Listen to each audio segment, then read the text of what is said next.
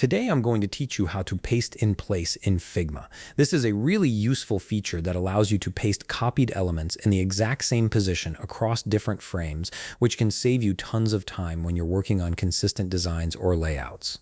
First, open your Figma application, then navigate to the file or project where you want to use the Paste in Place feature. Make sure you have the specific design file loaded and ready to work with. Now, let's say you have a rectangle shape on your canvas. Click on it to select it, then press Ctrl+C to copy it. This stores the shape in your clipboard, ready to be pasted wherever you need it. Here's where it gets interesting. If you simply press Ctrl+V right now, you'll notice that Figma pastes the rectangle directly above the previous one. It's placed in a slightly offset position, which is Figma's default paste behavior. This is helpful in some cases, but not when you need precision. Now let's try something different. Copy the rectangle again by pressing Ctrl+C.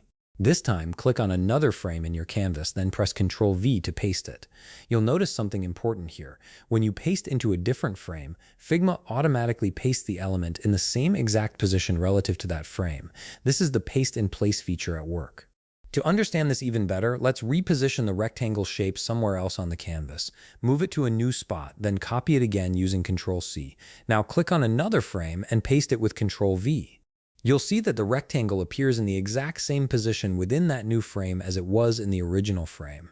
This maintains consistent spacing and alignment across all your frames, which is incredibly useful when you're designing multiple screens or artboards that need to share similar layouts. And that's it.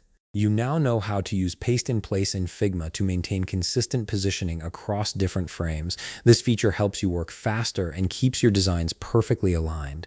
If you found this video helpful, please leave a like, subscribe, and see you in the next video.